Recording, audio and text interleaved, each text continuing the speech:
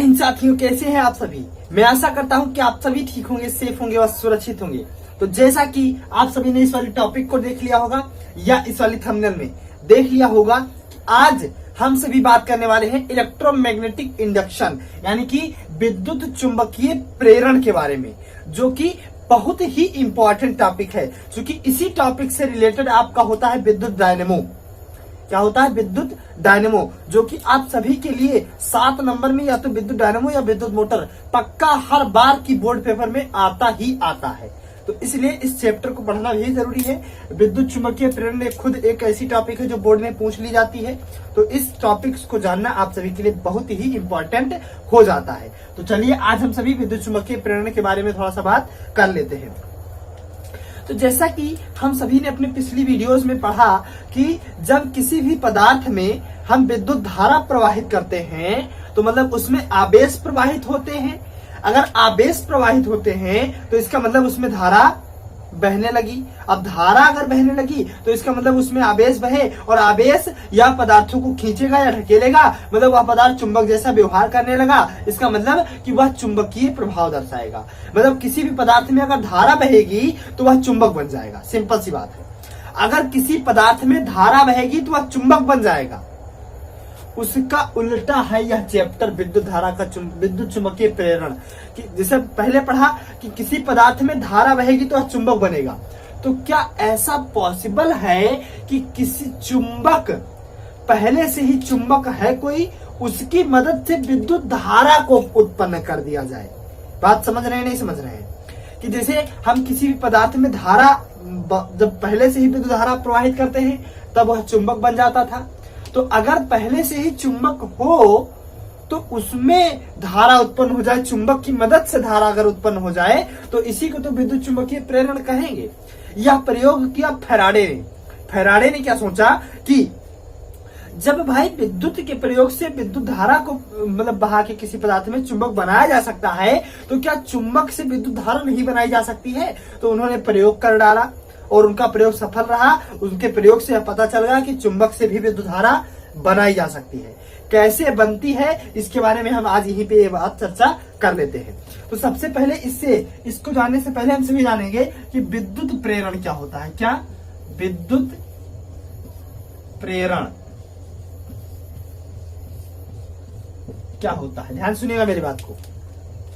आप सभी जानते होंगे एक बात, क्या कि जब आप किसी भी पदार्थ को मान लीजिए लोहे का कोई पदार्थ है और उसे जब विद्युत में टच करवाते हैं, कोई भी लोहे का पदार्थ लीजिए, उसको इलेक्ट्रिसिटी लाइट के वायर में टच करवाइए, तो क्या होता है जानते हैं कि आपको उस लोहे की तार के थ्रू करंट लग जाता है और करंट चला आता है। अगर आप उस लोहे के तार को मतलब लोहे की कोई भी लोहे के पदार्थ हो उसको तार में मत छुआइए, अलग रखिए, तो इससे क्या उसमें धारा नहीं बहती है। लेकिन अगर उस पदार्थ को उस तार में टच करवा देते हैं जिसमें ऑलरेडी धारा बह रही होती है तो आपको यह लोहे का पदार्थ भी करंट मार देता है। इसका मतलब जानते हैं क्या हुआ कि विद्युत धारा दूसरे पदार्थ को भी प्रेरित करती है कि उसमें भी विद्युत धारा बहे। यही विद्युत प्रेरण है कि मतलब विद्युत धारा के प्रभाव से दूसरे पदार्थ में विद्युत वाहक बल उत्पन्न होने के प्रोसेस को विद्युत प्रेरण कहते हैं। क्लियर है सभी को? कि जैसे मान लीजिए आपने कभी कभी देखा होगा कि मान लीजिए आपको कोई व्यक्ति है जिसने करंट वाली वायर को छू रखा है, उसको करंट लग रहा है, तो आप जाएंगे अगर उस व्यक्ति को भी छू लेंगे तो भी आपको करंट लगने लगेगा। इसका कारण क्या है भाई? विद्युत कुछ ऐसा कर रहा है कि अगर उसके संपर्क में कोई पदार्थ आ जाए तो वह उसमें भी विद्युत धारा बहाने लगती है, उस पदार्थ में विद्युत धारा ढकेलने लगती है। विद्युत धारा बहेगी कब? जब कोई उसे ढकेलने वाला होगा आवेशों को ढकेलता कौन है? विद्युत वाहक बल ढकेलता है। तो सिंपल सी बात है कि जब किसी भी पदार्थ को विद्युत धारा में टच करवाते हैं तो वह उसमें विद्युत वाहक बल उत्पन्न कर देती है, उस पर्टिकुलर पदार्थ में विद्युत वाहक बल उत्पन्न कर देती है। तभी तो विद्युत धारा उस पदार्थ में भी बहने लगती है। मान लीजिए लोहे की छड़ी है, मैं इसको जो ही विद्युत के तार में छुआऊंगा करंट लगने लगेगा। कारण कि ये जो विद्युत धारा पहले से इसमें से बह रही थी, यह इस पदार्थ को भी इस पदार्थ में भी विद्युत धारा प्रवाहित करवाने लगी। इस पदार्थ में कब बहेगी विद्युत धारा? जब इसमें विद्युत वाहक बल उत्पन्न होगा जो आवेशों को ढकेले। तो सिंपल सी बात है, जब विद्युत के प्रवाह से, विद्युत के प्रभाव से किसी पदार्थ में विद्युत वाहक बल उत्पन्न हो जाए तो इसे हम विद्युत प्रेरण कहते हैं। क्लियर सभी को? किसी को कोई दिक्कत नहीं होनी चाहिए। अब अगली टॉपिक, इसमें पहली टॉपिक ये थी, दूसरी टॉपिक आपकी है चुंबकीय प्रेरण। क्या?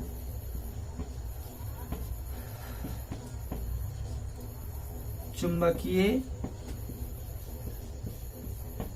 प्रेरण। चुंबकीय प्रेरण भाई क्या होता है, इस बात को समझिएगा। चुंबकीय प्रेरण, जब आपने किसी चुंबक को, आप लीजिए, उसके ऊपर जो है कोई ऐसा पदार्थ, बड़ा सा लोहा चिपका दीजिए, कोई भी बड़ा सा लोहा, पतला लोहा हो, पतली लोहे की प्लेट इस प्रकार से चिपका दीजिए चुंबक के ऊपर, और उसके बाद आप उस लोहे में एक छोटी सी कील लीजिए और उस लोहे में चिपकाइए, तो वह कील जो होगी उस लोहे में चिपक जाएगी।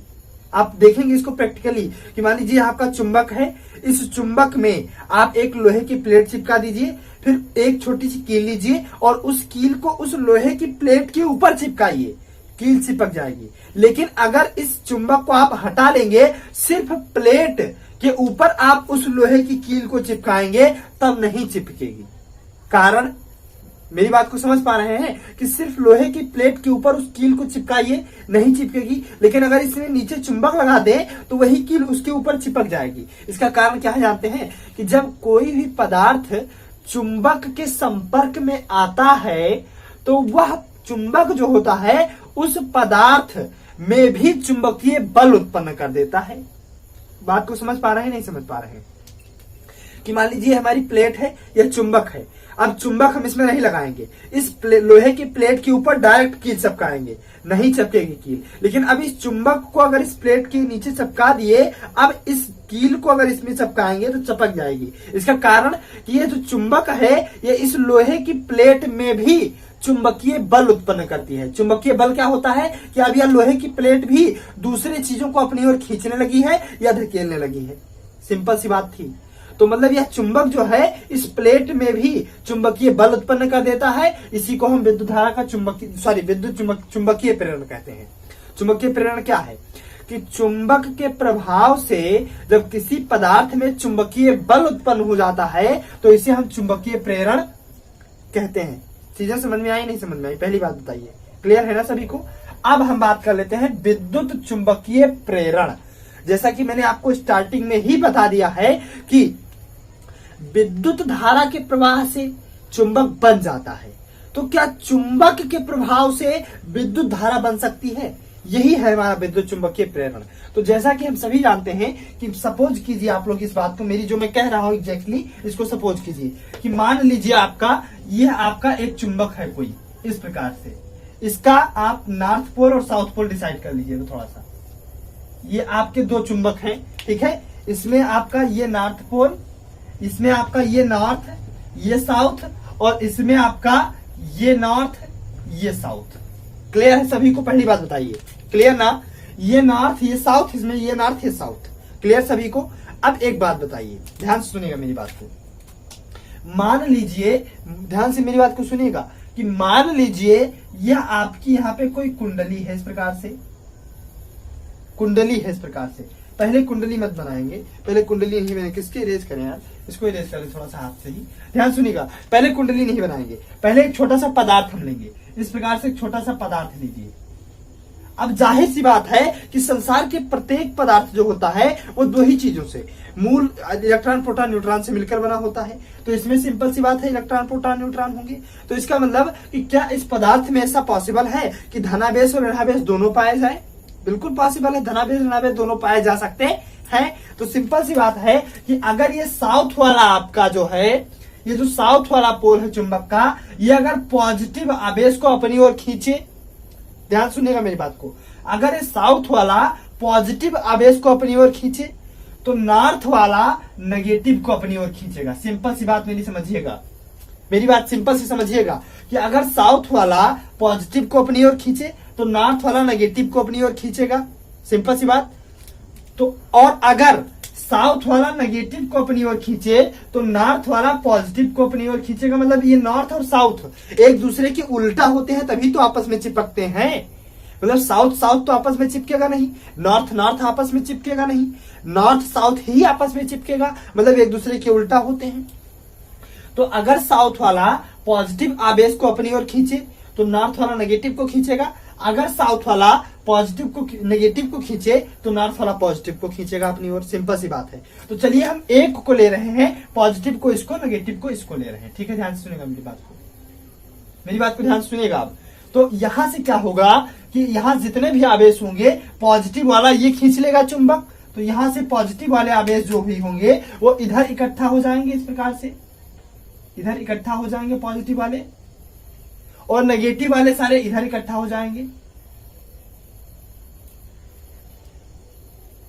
इधर इकट्ठा हो जाएंगे। सिंपल सी बात है, क्योंकि ये नॉर्थ जो है ये अपनी ओर नेगेटिव को खींच लेगा, ये साउथ जो है अपनी ओर पॉजिटिव आवेश को खींच लेगा। क्लियर सभी को, किसी को कोई दिक्कत नहीं होनी चाहिए। ठीक है, अब अगर बात कर लिया जाए, ध्यान से मेरी बात को सुनिएगा, कि अगर जो नॉर्थ वाला है, हमारा नॉर्थ वाला जो चुंबक का पोल है ये नेगेटिव को खींच रहा है, तो अगर नेगेटिव को खींच रहा है तो पॉजिटिव को ढकेलेगा। सिंपल सी बात है, अगर ये नेगेटिव को खींच रहा है तो पॉजिटिव को ढकेलेगा, और अगर ये साउथ वाला पोल पॉजिटिव को खींच रहा है तो ये नेगेटिव को ढकेलेगा। मेरी बात, इस बात को समझ पा रहे हैं, नहीं समझ पा रहे हैं? क्लियर है ना? कि मतलब अगर ये साउथ वाला पोल पॉजिटिव को खींच रहा है तो नेगेटिव को ढकेलेगा, अगर ये नॉर्थ वाला पोल नेगेटिव को खींच रहा है तो पॉजिटिव वाले को ढकेलेगा। क्लियर, मेरी बात को क्लियर? तो अगर अब इस जो ये हमारा पदार्थ है इसको हम घुमा दें किसी प्रकार से, ऐसे ऐसे घुमा दें, तो ये अब हमारा क्या बनके रेडी होगा? देखिए ध्यान से मेरी बात को, ये आपका चुंबक, ये आपका चुंबक, चुंबक का ये आपके पोल, ये आपका जो है साउथ पोल है, ये नॉर्थ, ये आपका नॉर्थ पोल है, ये साउथ। ठीक है, अब इस पदार्थ को आप घुमा दीजिए, सिंपल पदार्थ को घुमा दीजिए। तो जब आप पदार्थ को घुमा देंगे तो आप लोग यहाँ पे पाएंगे क्या? ध्यान से मेरी बात को सुनेगा। अब ये नेगेटिव वाला इधर आ गया, तो जब नेगेटिव वाला इधर आएगा इस प्रकार से, और पॉजिटिव वाला इधर चला गया, पॉजिटिव वाला उधर चला गया, तो अभी हमने क्या सीखा कि साउथ वाला पॉजिटिव को खींच रहा है, नेगेटिव को ढकेल देगा, और नॉर्थ वाला नेगेटिव को खींच रहा है तो पॉजिटिव वाले को ढकेल देगा। सिंपल सी बात है। तो इसका मतलब आप लोग यहाँ पे देखे होंगे कि ये साउथ वाला जो आवेश है अब इसकी तरफ माइनस वाला आ गया तो ये इसको ढकेल देगा उधर को, और ये नॉर्थ वाला क्या करेगा कि इस पॉजिटिव वाले को इधर को ढकेल देगा। क्लियर? तो इससे क्या होगा कि आवेश जो होंगे ये प्लस माइनस है क्या? आखिर ये आवेश ही तो है, तो इससे क्या होगा कि आवेश चलने लगेगा। सिंपल सी बात है। तो अब अगर इस कुंडली को हम घुमा दें तो माइनस वाला इधर आ गया, प्लस वाला उधर चला गया, तो अब ये नॉर्थ क्या करेगा? पॉजिटिव को ढकेल देगा, नेगेटिव को ये वाला ढकेल देगा। फिर अगर एक कुंडली घूम जाए तो फिर यही प्रोसेस जारी रहेगा, मतलब आवेश इधर से इधर, इधर से इधर, इधर से इधर, इधर से इधर, इधर से इधर, इधर से इधर चलते रहेंगे। क्लियर? तो जाहिर सी बात है कि अगर किसी भी पदार्थ में आवेश चलने लगे, इसका मतलब क्या हुआ कि उसमें धारा बहने लगी। सिंपल सी बात, किसी भी पदार्थ में अगर आवेश चलने लगे तो इसका मतलब क्या हुआ कि उसमें धारा बहने लगी। तो इसका मतलब आवेश कब चलेगा भाई? आवेश चलने के लिए जरूरी क्या है? जब आवेशों को कोई ढकेलने वाला होगा, और ढकेलता आवेशों को कौन है? विद्युत वाहक बल ढकेलता है। और यहाँ पे आप सभी देख रहे होंगे कि जब हम कुंडली को सिर्फ घुमा दें और हमें कुछ नहीं करना है, सिर्फ कुंडली को घुमा दें, तो अगर कुंडली को घुमा देंगे तो ये आवेश चलेगा। आवेश चलने का मतलब विद्युत वाहक बल उत्पन्न हो गया। क्लियर? तो जब हम किसी भी कुंडली को चुंबक के संपर्क में लाते हैं तो वहां अगर चुंबक की क्षेत्र रेखाओं में परिवर्तन हो जाए तो इसके कारण विद्युत वाहक बल उत्पन्न हो जाता है। इसे विद्युत चुंबकीय प्रेरण कहते हैं। चुंबकीय क्षेत्र रेखाओं में परिवर्तन का मतलब क्या हुआ कि मान लीजिए कि हर प्रत्येक चुंबक का एक चुंबकीय क्षेत्र होता है, जिसे हम चुंबकीय क्षेत्र रेखाओं द्वारा प्रदर्शित करते हैं। तो अभी मान लीजिए इस वाले चुंबक का जो चुंबकीय क्षेत्र है वह इतना है ना। तो अगर यह कुंडली घूम गई तो इस वाले हिस्से के लिए इस चुंबकीय क्षेत्र की रेखाओं में परिवर्तन हो गया। अगर घूम गई तो चुंबकीय क्षेत्र रेखाओं में परिवर्तन हो गया। तो वही बात कि अगर किसी भी पदार्थ किसी भी कुंडली द्वारा चुंबकीय क्षेत्र रेखाओं में अगर उसके परिवर्तन कर दिया जाए तो उसमें विद्युत वाहक बल उत्पन्न हो जाता है, जिससे धारा बहने लगती है। इसी को विद्युत धारा का विद्युत चुंबकीय प्रेरण कहते हैं। क्या कहते हैं इसको? विद्युत चुंबकीय प्रेरण कहते हैं। तो मैं आशा करता हूं कि आप सभी को विद्युत चुंबकीय प्रेरण क्या होता है समझ में आ गया होगा, कोई दिक्कत किसी को नहीं हुई होगी। अब मैं इसके आगे जितने भी टॉपिक्स हैं, अब इसके आगे कुछ भी पढ़ा दिया जाएगा तो आपके दिमाग से स्लिप कर जाएगा, इसलिए इसके आगे जो भी बातें हैं मैं आने वाली वीडियोज में पढ़ाऊंगा। तो मिलते हैं अपनी नेक्स्ट वीडियो में, तब तक के लिए जय हिंद।